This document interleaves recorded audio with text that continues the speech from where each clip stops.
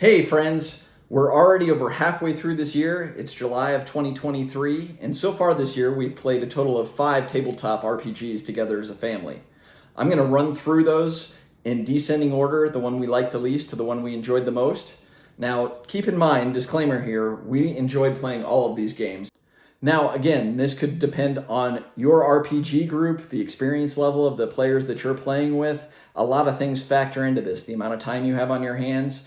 So this is just what worked for us, what we had the most fun playing together as a family. So at number 5, we have Pathfinder 2nd Edition. Now I want to be clear that I did play Pathfinder 1st Edition, so that did play into the bias. To be honest, and hopefully this doesn't offend anybody, I did enjoy 1st Edition a little bit more. Maybe it's just a little bit more familiar. 1st Edition is very, very similar, almost exactly the same as Dungeons & Dragons 3.5. So that was kind of in an area where I grew up playing. The promise of Pathfinder 2e was to create a modern, easy to play, easy to learn, streamlined RPG for new players to rival the likes of Dungeons & Dragons 5e. In my personal opinion, they captured some of this with the mechanics. I love the 3-action system. I love the options to create characters at the beginning of the game during character creation. What I don't like was how the book is laid out. As a new player creating a character, kind of that whole streamlined process, there's a whole lot of jumping around. Things are marketed as being streamlined and being laid out with the ABCs of character creation, so ancestry, background, and class. But in reality, you're doing a whole lot of bouncing around when creating a character. And the way the book is laid out, that's just not convenient. The book does deliver on offering tons of options, tons of variability, tons of features and abilities for characters. I just don't like the way that it's written. You're constantly bouncing around from page to find things. Just as an example, there's 45, 48, something like that, status effects within the game, and everything from weapons to spells is described in terms of these status effects. And so there are things you're constantly having to flip through the book to reference. Now, in fairness, for people who play this game a lot, this probably becomes something that's second hat. But as a new player trying to get involved and learn it for the first time and also playing as a family, the rules are just a little bit cumbersome and don't live up to that streamlined offering that was promised. I'd also like to point out that in terms of gameplay, it's a lot of fun at early levels, but it has one of D&D's biggest failings, which is as you progress and as you scale as a character, you become almost invincible.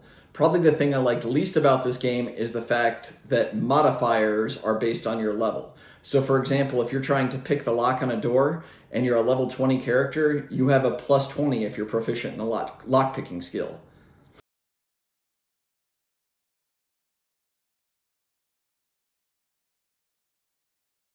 At number 4, we have Palladium Fantasy.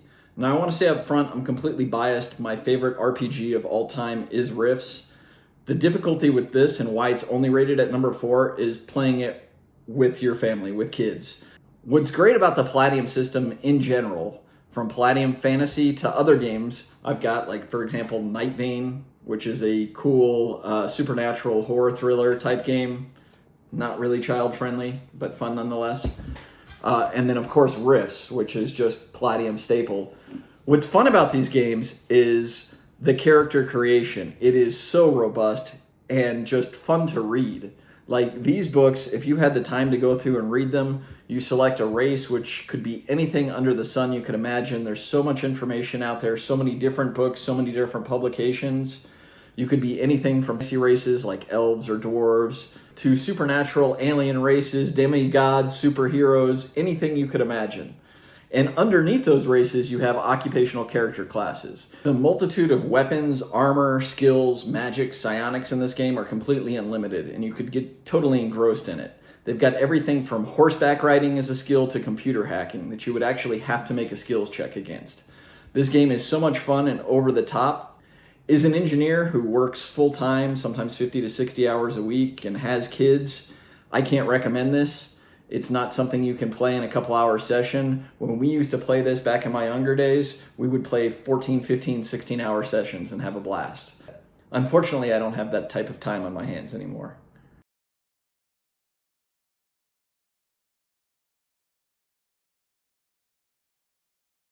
At number 3, we have a game you might have heard of, Dungeon Crawl Classics. Now, it is not at all what I expected, and I'm still not sure if that's a good thing or a bad thing. I do not have a physical copy of this book. We did use a PDF, and that actually did make things a little bit more difficult. This is not your standard high fantasy RPG. There's almost a comedic or spoof-like feel to Dungeon Crawl Classic, which does make it a fun game and definitely something worth checking out. Another thing that's kind of cool, but also something I'm not really too fond of in playing, is the game relies on a whole lot of tables. Like even as you cast a spell, for each spell you have these massive tables that you have to roll a D100 on to kind of see what happens or the magnitude or effectiveness of the spell.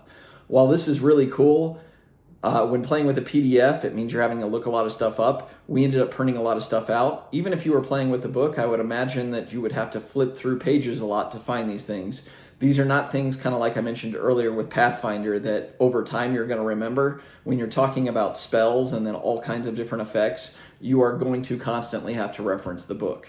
While a lot of these tables are fun and cool and unique and offer great ideas and great things that you can build into any RPG, the reliance on them in the system is kind of a drawback. So I'm sure if you've heard of this game, you've heard of the 0 level funnel, where in your first adventure, which is what we played, you actually create 3 or 4 0 level characters and you just kind of see if they survive and become real characters that you can play with in the future. In addition to the character funnel, what Dungeon Crawl Classic is known for is the dice chain. So for those of you that don't know, you actually play with non-standard dice in Dungeon Crawl Classic.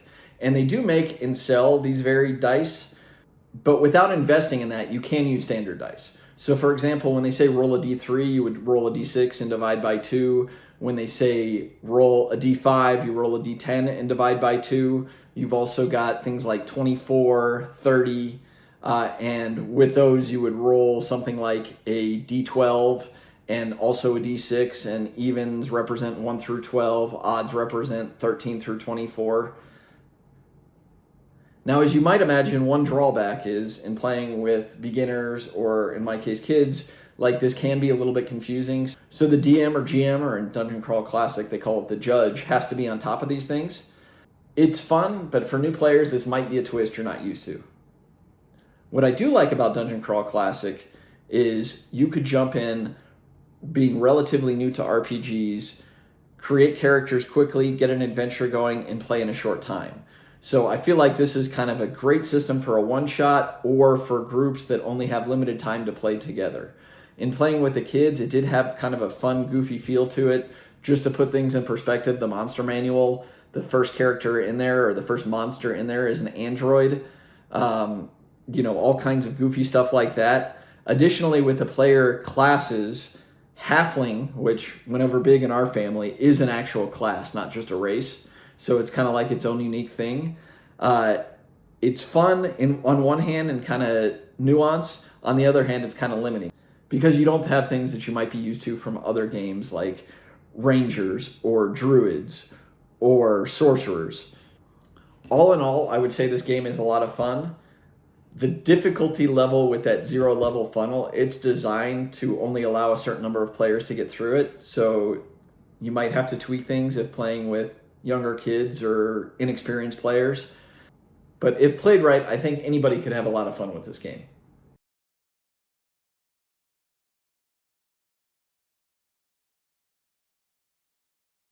So at number 2, we have Pathfinder Savage Worlds. So this is a crossover between Savage Worlds, the Adventurers Edition, which is the new edition, and the Pathfinder universe. One thing I would highly recommend to anybody who plays Savage Worlds, no matter what version, is getting a hold of the Savage Worlds Pathfinder Bestiary. This book is excellent. You can use it for Dungeons and Dragons crossovers, Pathfinder crossovers, obviously, but also it is the most robust bestiary for Savage Worlds I've ever seen released, and you could really use it in any setting. It's fantastic. In terms of the game itself, Pathfinder Savage Worlds, one drawback for me is I like the older versions of Savage Worlds better. I am more of a fan of the Deluxe Edition versus Suede, the new Adventurers Edition. There's some rule changes I went over in a previous video that I'll link below that I'm not a huge fan of. Nonetheless, All in all, Savage Worlds is the RPG system I have the most experience with. I GM'd for years and years, everything from Deadlands to East Texas State University to just different Savage Worlds modules. I've written several Savage Worlds modules that are under the fan license, so free to play. For those of you who've never played Savage Worlds, what I will say is where Savage Worlds really shines is for character scaling, and the game is always fun. Like in certain games, you start off and at beginning levels, things are either too hard, you kind of hit that sweet spot in the middle and then they kind of get a little bit ridiculous, or you start off and things are really fun for the first 5 levels and things kind of scale out of control, you become almost immortal. Savage Worlds does not have that. It is fun from start to finish. You can play a level 7 character with level 1 characters and the game will work fine. As you level up, you get different feats, abilities, certain attribute increases, but it's not game breaking. You never end up with a level 1 who has 10 hit points versus a level 15 who has 200 hit points, and it's just not even worth comparing or playing in the same adventure. In Savage Worlds, due to the exploding dice, you can pull off the impossible. It makes for some really fun moments, some really fun random rolls that are just out of control. Battles are very fun in Savage Worlds. There is always a sense of danger, no matter what your level or what your experience level. If you're surrounded and enemy combatants have stacking bonuses against you, +1s to hit, the more that are around you, there is the very real feel of danger no matter what, which makes it more fun. I will say that the one drawback with my current gaming group is I am playing with kids and I am having to keep track of everything as the game master. So all the different roles, the multiples of 4, it's been really good for my daughter who's 8 years old with the math and the different dice and doing all the modifiers. I think it's actually taught her to do a lot of math on the fly very quickly, which is a good thing. But as a GM, I am having to keep on top of all of this. I would say we're at the level now where this is really fun, but at the very beginning or with beginning players or players new to RPGs, some of this could be a challenge.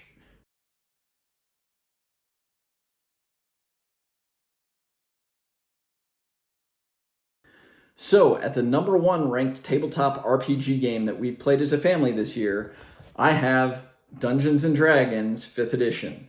Now, some of you might be surprised by that. I know there's a lot of negativity around Dungeons & Dragons right now, which I don't blame you for a lot of it. What I will say is mission accomplished on 5E's vision of introducing new players to the game. Playing with kids, I can say firsthand that this was the easiest to get everybody involved in, understanding the rules, and just the easiest way to play as a DM. Now, as levels get advanced, I know things become a little bit more complicated, but still, just with the idea of rolling a d20 for just about everything, it is literally something so easy that my 3-year-old can play, understand, and have a good time playing. For introducing this to a lot of new players, as condescending as that sounds, that is perfect.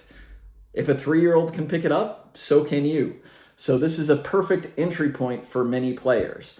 Now, the great thing about this is you get more advanced, you can play other more difficult to master RPGs that have a lot more options, features, flexibility, and varying mechanics that can make things more fun.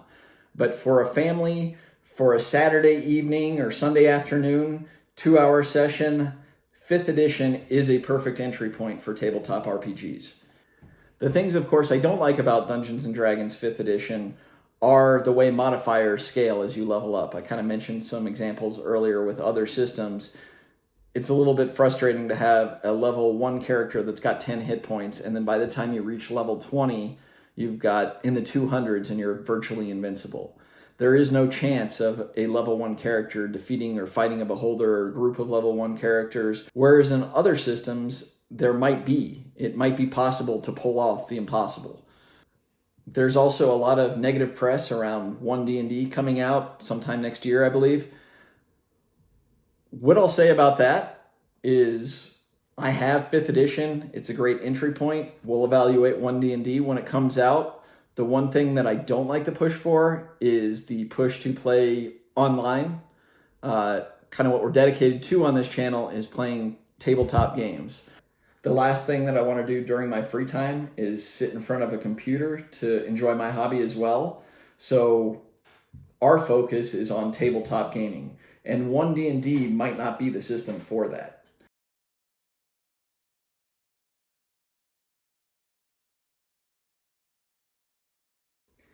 So I hope you enjoyed this video ranking the 5 tabletop RPGs we played together as a family this year. As I said, no disrespect, all of them are fantastic games and we did have a lot of fun. Just wanted to present the pros and cons for each, and hopefully it's beneficial to you in the gaming with your group or your family. Thanks so much for watching. See you next time.